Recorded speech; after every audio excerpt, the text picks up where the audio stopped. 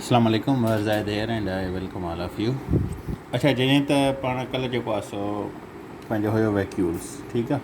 पाण हीउ टॉपिक कयोसीं, उन सां गॾु हिन में ॿियो पाण छा कवर कयोसीं, सेंट्रीसोल्स, ठीकु आहे। त वैक्यूल्स ऐं सेंट्रीसोल्स में जेको आहे सो मां उअं ई कल्ह ई तव्हांखे ॿुधायमि त पोइ हिन का अहिड़ी इंपॉर्टेंट शइ न आहे जंहिंखे तव्हां डिटेल में सम्झो। हिन मेन शयूं जेके आहिनि उहो तव्हां यादि रखी छॾियो, ठीकु आहे। त हूंदो छा आहे, हिन जी फॉर्मेशन कीअं थींदी आहे, ठीकु आहे। हिन जो फंक्शन छा आहे ॿिन्हिनि जो, बसि एतिरो यादि रखी छॾियो, इहो ई मोर देन इनफ आहे, ठीकु आहे। हाणे हिन खां पोइ पंहिंजो ईंदो प्लास्टिड्स।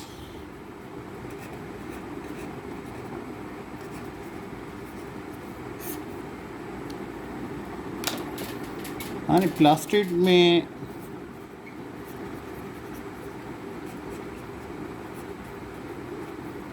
ठीकु आहे प्लास्टिड्स। हाणे प्लास्टिड्स आहे छा बेसिकली। हाणे प्लास्टिड जेकॾहिं तव्हां ॾिसो त हिकु अहिड़ो मेम्ब्रेन्स बाउंड हूंदो आहे या पिगमेंट कंटेनिंग, मतिलबु हिन जे अंदरि कलर्स हूंदा आहिनि, ठीकु आहे न। इहे अहिड़ी बॉडीज़ हूंदियूं आहिनि जेके प्लांट सेल में हमेशह प्रेज़ेंट हूंदियूं आहिनि, ठीकु आहे। जीअं असांखे लीव्स में कलर मिलंदा आहिनि, फ्रूट जे अंदरि कलर मिलंदा आहिनि, त हिन जा बेसिकली टे पार्ट थींदा आहिनि जंहिंजे तहत, या रूट्स जे अंदरि जेके असांखे कलरलेस शयूं नज़र ईंदियूं आहिनि, त उहे जेके आहिनि सो प्लास्टिड जा जेके आहिनि सो हिसा आहिनि, ठीकु आहे। त अॼु पाण हिन खे थोरो डिटेल में पढ़ंदासीं, ऐं one paper J point of view सां, जीअं पंहिंजी का शइ रहिजी न वञे, ठीकु आहे।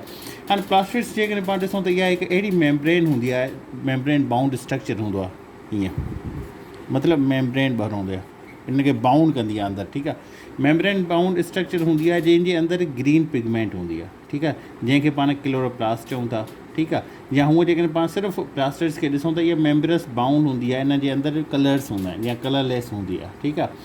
ऐं इहा ई जेको आहे सो हमेशह छा में प्रेज़ेंट हूंदी आहे, प्लांट सेल में, ठीकु आहे। जेकॾहिं प्लास्टिड्स खे थोरी पाण डिटेल में पढ़ूं,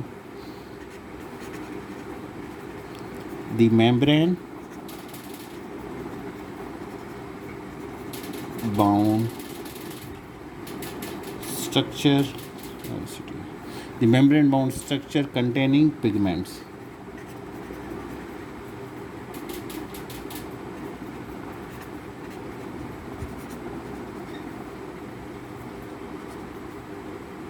पिगमेंट ही जेको आहे सो छा जे अंदरि हूंदी आहे, प्लांट सेल जे अंदरि हूंदी आहे।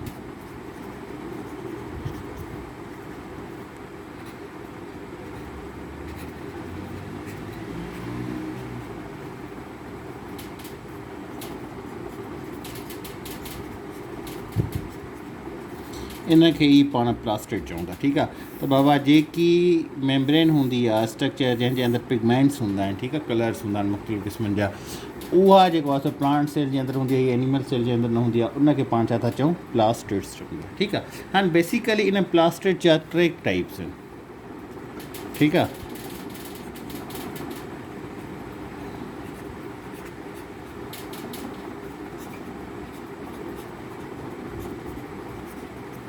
नंबर 1 ते तव्हांजो अचे थो क्लोरोप्लास्ट, ठीकु आहे,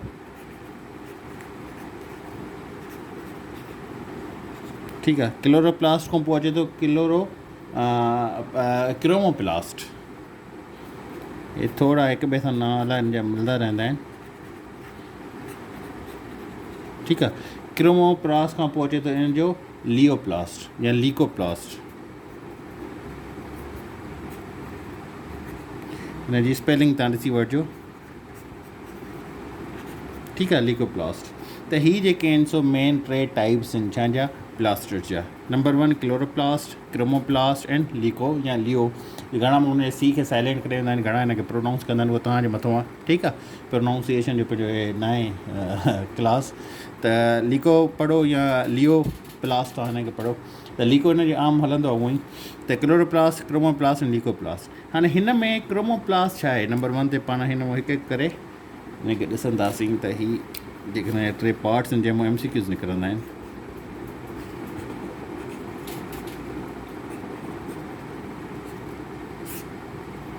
हाणे क्लोरोप्लास्ट जेकॾहिं पाण ॾिसूं त इहा अहिड़ी मेम्ब्रेन बाउंड स्ट्रक्चर हूंदी आहे जंहिंजे अंदरि ग्रीन पिगमेंट हूंदो आहे, ठीकु आहे, जंहिंखे पाण क्लोरोप्लास्ट चऊं था, ठीकु आहे।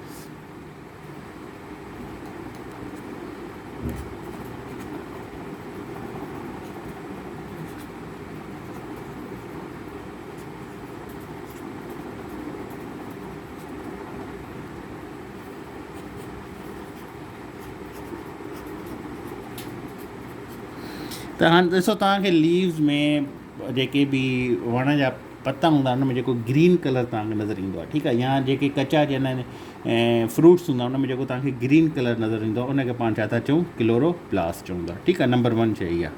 त इहो अहिड़ो स्ट्रक्चर आहे जंहिंजे अंदरि ग्रीन पिगमेंट हूंदो आहे, ठीकु आहे, जंहिंखे पाण क्लोरोप्लास्ट चवंदा, ठीकु आहे। त क्लोरोप्लास्ट बेसिकली छा आहे, हिकिड़ो ग्रीन पिगमेंट आहे।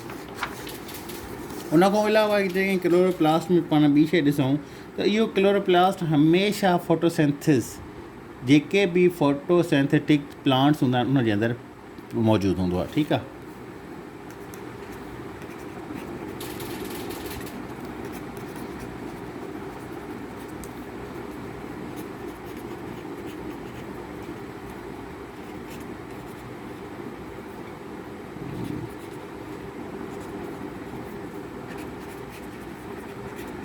ठीकु आहे, जेके बि फोटोसिंथेटिक प्लांट्स हूंदा आहिनि, ठीकु आहे, उन जे अंदरि जेको आहे ही मौजूदु हूंदो आहे, सही आहे। हमेशह क्लोरोप्लास्ट फोटोसिंथेटिक प्लांट्स जे अंदरि ई मौजूदु हूंदो आहे। ही MCQ ईंदो रहंदो आहे, इन करे हिनखे थोरो सही तरीक़े सां कजो, ठीकु आहे। उन खां पोइ नंबर 3 हिन में शइ ॾिसूं त जेके क्लोरोप्लास्ट हूंदा आहिनि इहे सेल्फ रेप्लिकेटिंग हूंदा आहिनि। सेल्फ रेप्लिकेटिंग मतिलबु इहे पंहिंजे पाण खे जेको आहे सो ॿीहर ठाहींदा रहंदा आहिनि, हिनखे ॿियनि मां पैदा थियण जी ज़रूरत न हूंदी, इहे सेल्फ रेप्लिकेटिंग, ठीकु आहे। त ही सेल्फ रेप्लिकेटिंग आहिनि, हे पंहिंजे पाण खे ॿीहर पाण ठाहींदा आहिनि, ठीकु आहे। हाणे क्लोरोप्लास्ट जेको आहे सो इहो ग्रीन पिगमेंट जेको इन जे अंदरि जेको मौजूदु हूंदो आहे, जेको पाण पढ़ी आयासीं त इन जे अंदरि ग्रीन पिगमेंट हूंदो आहे, त इहो जेको ग्रीन पिगमेंट हूंदो आहे इनखे पाण क्लोरोफिल चवंदा आहियूं।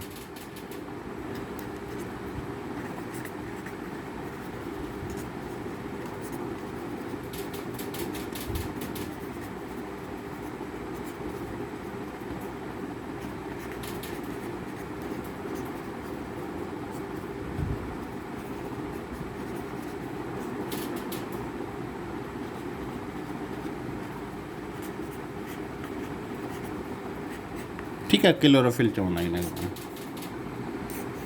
इहे चए, इहे यादि छॾियो त जेको ग्रीन पिगमेंट्स आहे हिनखे पाण छा चऊं, क्लोरोफिल चवंदा। हाणे क्लोरोफिल छा आहे त अहिड़ो ग्रीन पिगमेंट, ठीकु आहे न, जेको ऑर्गेनिक कंपाउंड हूंदो आहे, ठीकु आहे, या ईअं तव्हां सम्झो जेको प्लांट्स खे जेको आहे सो जेकी लाइट ईंदी आहे सिज मां उनखे एब्ज़ॉर्ब करण जी, उन लाइट एनर्जी खे एब्ज़ॉर्ब करण जी ऐं उन मां फूड ठाहिण जी, मैन्युफैक्चर करण जी, माना खाद खुराक, उन जी वाध वेझ लाइ जेको बि उहो खाद खुराक ठाहींदो आहे, सिज जी लाइट जॾहिं उनखे मिलंदी आहे त उहो जेको आहे छा जे थ्रू कंदो आहे, क्लोरोफिल जे थ्रू कंदो आहे। त इहो हूंदो आहे क्लोरोफिल, ठीकु आहे। इन ॿी शइ इन जी कान ज़रूरत ई न आहे। त उहा क्लोरोफिल छा आहे त it helps the plant to absorb light energy, त जेकी लाइट एनर्जी ईंदी आहे सिज मां रेडिएशन जे थ्रू, रेडिएशन जी शकल में उन छा कंदी आहे, एब्ज़ॉर्ब कंदी आहे एंड मैन्युफैक्चर फूड। ऐं उन खां पोइ छा थी करे त जेको बि खाधो आहे, जेको वण खे ज़रूरत आहे, ठीकु आहे, जेको हिकु ॿूटे खे ज़रूरत आहे पंहिंजी वाध वेझ लाइ, उनखे मैन्युफैक्चर कंदी आहे, ठीकु आहे। त इहो आहे पंहिंजो क्लोरोप्लास्ट, सही आहे। हाणे स्ट्रक्चर आहे क्लोरोप्लास्ट, हिन में 4 जेको आहे सो कंपोनेंट हूंदा आहिनि। इलेक्ट्रॉनिक माइक्रोस्कोप जे थ्रू पाण ॾिसंदा आहियूं, उहो एतिरो आहे न इम्पोर्टेंट, जंहिंमें इनवेलिप हूंदो आहे, स्ट्रोमा हूंदो आहे, थायलाइकॉइड्स हूंदो आहे, ग्रेन्यून हूंदो आहे, इंटरग्रेन्यूम हूंदो आहे। इहे एतिरा इंपॉर्टेंट न आहिनि जेके पाण वन पेपर जे हिसाब सां अची सघे, छो त हे वरी बिल्कुलु मेडिकल जी फील्ड में हले वेंदासीं पाण, ठीकु आहे। उन खां पोइ नंबर 2 ते अचे थो जेको पंहिंजो हिन में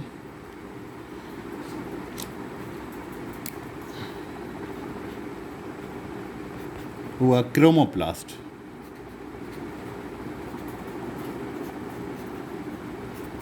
हाणे क्रोमोप्लास्ट छा आहे, हाणे तव्हां ॾिसंदा हूंदव त क्रोमोप्लास्ट उहो हूंदो आहे जेको प्लांट्स खे, ठीकु आहे न, ॿिया कलर ॾींदो आहे। ग्रीन कलर खां अलावा तव्हां ॾिसंदा हूंदा मुख़्तलिफ़ पतनि में ॿिया रेडिश कलर अची वेंदा आहिनि, ठीकु आहे, या पिंकिश कलर अची वेंदा आहिनि, या ॿिया कलर जेके अची वेंदा आहिनि, उहो हमेशह क्रोमोप्लास्ट जे थ्रू ईंदो आहे, ठीकु आहे। ग्रीन कलर जेको हूंदो आहे बिल्कुलु हम पाण ॾिसंदा आहियूं जॾहिं लेट सपोज़ हाणे अंबनि जी मौसम थी अचे त अंब जॾहिं जेको आहे सो बिल्कुलु कचा हूंदा आहिनि, ठीकु आहे, त उन में ग्रीन कलर पाण नज़र ईंदो आहे, ठीकु आहे। पर ग्रीन में वरी पाण खे येलो बि नज़र ईंदो आहे, त येलो जॾहिं थी थो वञे त उहो क्रोमोप्लास्ट जे थ्रू थिए थो। उन अॻ में जॾहिं उहो ग्रीन आहे, ठीकु आहे, त उहो छा आहे, उहो क्लोरोप्लास्ट जे थ्रू थिए थो, सही आहे। त इन शयुनि खे थोरो ऑब्ज़र्व कयो न पंहिंजे हुन में डोमेन में रही करे, या पाण थोरो उन शयुनि खे ऑब्ज़र्व कयो त तव्हांखे चई पाण ई यादि थी वेंदियूं, ठीकु आहे। क्रोमोप्लास्ट छा आहे त जेको बि कलर आहे अदर देन ग्रीन कलर, ठीकु आहे, उनखे पाण छा था चऊं, क्रोमोप्लास्ट, ठीकु आहे। या chromoplast it gives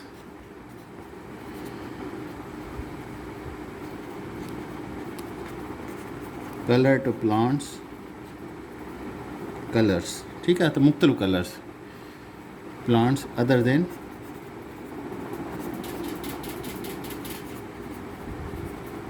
green colour. त ग्रीन कलर खां अलावा जेको बि प्लांट्स खे कलर ईंदो आहे उनखे पाण छा था चऊं, क्रोमोप्लास्ट जे थ्रू ईंदो आहे। ठीकु आहे, हीअ जेके हमेशह तव्हां ॾिसंदा हूंदा जेके पीटल्स हूंदा आहिनि, ठीकु आहे, या फ्लावर्स जे अंदरि वाइट कलर हूंदो आहे, रेड कलर हूंदो आहे, पिंकिश कलर हूंदो आहे, मुख़्तलिफ़ कलर हूंदा आहिनि, या राइपेंड जेके फ्रूट्स हूंदा आहिनि, ठीकु आहे, जेके पकल फ्रूट्स हूंदा आहिनि, जीअं अंब जो मां तव्हांखे ॿुधायो कलर चेंज थो थी वञे, ठीकु आहे, जीअं नारंगी जो कलर हली करे ऑरेंज जो कलर चेंज थी वेंदो आहे। त इहे जेके आहिनि सो इहे क्रोमोप्लास्ट जो हिकिड़ो क़िस्म आहे, इहो क्रोमोप्लास्ट जो हिकिड़ो मिसाल आहे। ठीकु आहे, हाणे छा था कनि इहे जेको आहे सो उन्हनि जे जेको आहे सो पॉलिनेशन जो अमल जेको हूंदो आहे, ठीकु आहे न, उन में बि उनजी मदद कंदा आहिनि। सही आहे, त हीउ हुयो पंहिंजो क्रोमोप्लास्ट। क्रोमोप्लास्ट खां पोइ अचे थो पंहिंजो नंबर 3 ते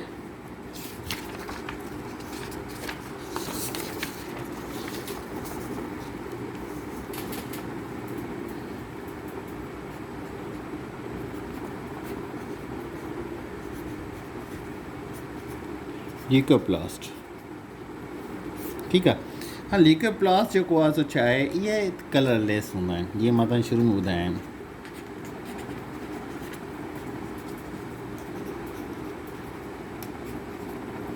ठीकु आहे, त हे हमेशह कलरलेस हूंदा आहिनि। ठीकु आहे, हे छा था कनि त जिन जो शेप जेको आहे सो ट्रायंगुलर हूंदो आहे, हीअं बि हूंदो आहे। ठीकु आहे, तव्हां ॾिसंदा हूंदा वणनि जी जेकी हेठों हूंदी आहे, जंहिंखे पाण पाड़ चवंदा आहियूं, ठीकु आहे, ट्रायंगुलर हूंदो आहे, ट्यूबुलर हूंदो आहे। ठीकु आहे, इहे हमेशह जेको आहे सो अंडरग्राउंड पार्ट जेको हूंदो आहे, जेको ज़मीन जे अंदरि पार्ट हूंदो आहे न, रूट जो, ठीकु आहे न, उन में जेको आहे सो इहो मौजूदु हूंदो आहे, उहो हूंदो आहे इहो। ठीकु आहे, ऐं इन जो कमु छा हूंदो आहे त इहो हिकु वण जे जेको ख़ुराक हूंदी आहे, उन रूट्स में उनखे स्टोर कंदो आहे। ठीकु आहे,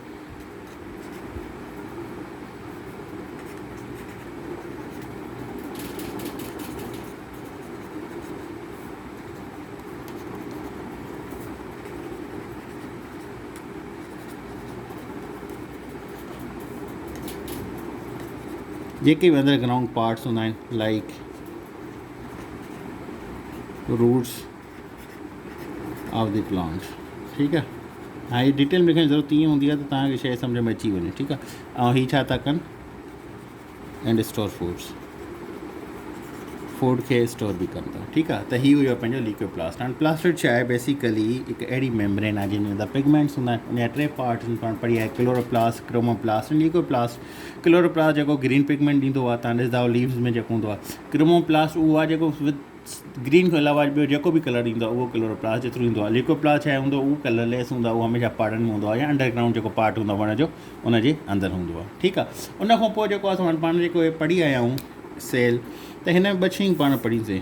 हिकिड़ी आहे एनिमल सेल, ठीकु आहे, ॿियो आहे प्लांट सेल।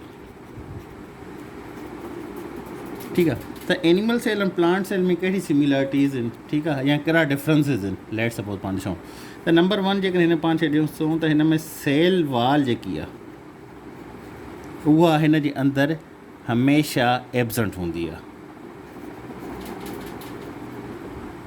ठीकु आहे, एनिमल सेल जे अंदरि जेकी सेल वयल आहे उहा एब्सेंट हूंदी आहे। ठीकु आहे, ऐं हिन जे अंदरि सेल्यूलोस जेको आहे उहो कहिड़े बि हुन में उहो बि एब्सेंट हूंदो आहे। Cell wall absent and cellulose absent.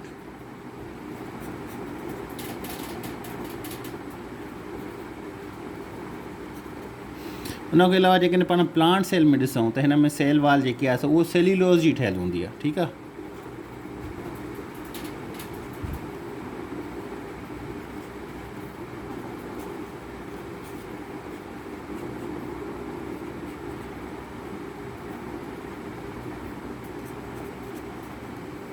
उहा प्रेज़ेंट हूंदी आहे। ठीकु आहे, उनखां अलावा जेकॾहिं पाण में ॾिसूं त ॿियो कहिड़ो डिफरेंस आहे जेको MCQ जे हवाले खां पाण पुछंदा हुआ, त हिन में जेको आहे सो न्यूक्लियस जेको आहे सो उहो सेंटर ते हूंदो आहे एनिमल सेल जे अंदरि।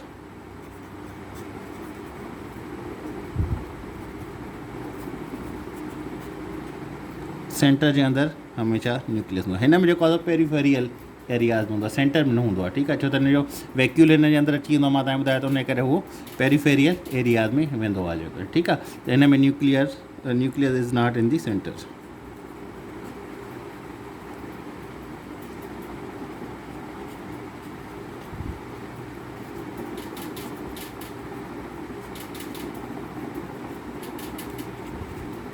सही आहे, उनखां अलावा जेकॾहिं पाण हिन में ॿियो डिफरेंस ॾिसूं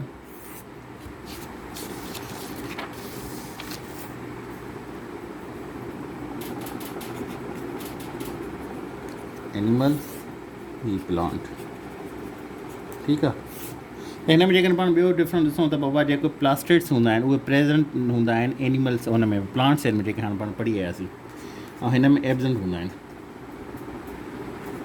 प्लास्टिड्स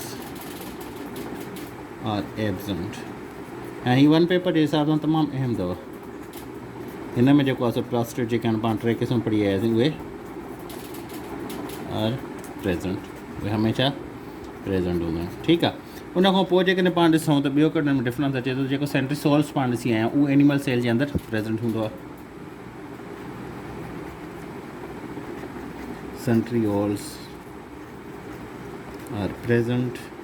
ठीकु आहे। हाणे हिते मां वक़्त जी कमी जे करे सिंपल लिखी छॾींदो, जेको आहे सो सेंट्रीओल जेको आहे हिन जे अंदरि एब्सेंट हूंदा आहिनि, तव्हां सम्झी वञिजो एब्सेंट। ठीकु आहे। हिन जे अंदरि एब्सेंट हूंदा आहिनि। उन खां अलावा जेकॾहिं पाण ॾिसूं सेंट्रीओल्स खां पोइ पाण पढ़ी आयासीं ग्लाइकोजन। ठीकु आहे। जेको रिज़र्व फूड हूंदो आहे एनिमल सेल जे अंदरि, त उहो प्रेज़ेंट हूंदो आहे।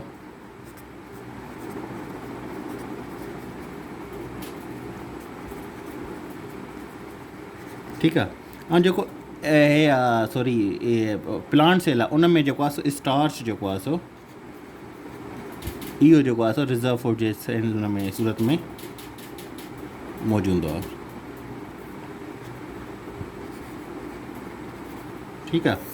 उन खां पोइ जेकॾहिं पाण ॾिसूं त ॿी कहिड़ी शइ पाण पढ़ीसीं ग्लाइकोजन खां पोइ जेको आहे सो हा हीअ जेको आहे सो स्मॉलर हूंदा आहिनि इन साइज़। ठीकु आहे। स्मॉलर इन साइज़ हूंदा आहिनि, जिन जा डिफरेंट शेप हूंदा आहिनि। ठीकु आहे।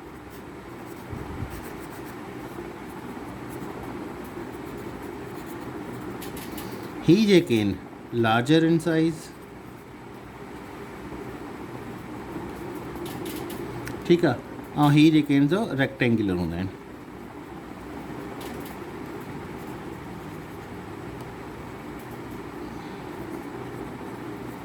ठीकु आहे। उन खां पोइ जेको आहे सो सीलिया जेकी आहे सो एनिमल सेल जे अंदरि प्रेज़ेंट हूंदी आहे।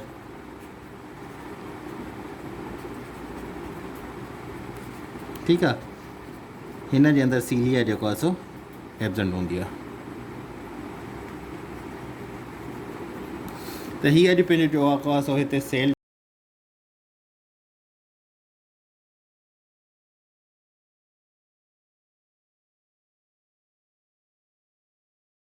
ऐं क्रोमोज़ोम खे थोरो डिटेल में कंदासीं, जेको हुन में ईंदो पोइ पाण जेको आहे सो थोरो रिप्रोडक्टिव सिस्टम खे बि ॾिसंदासीं।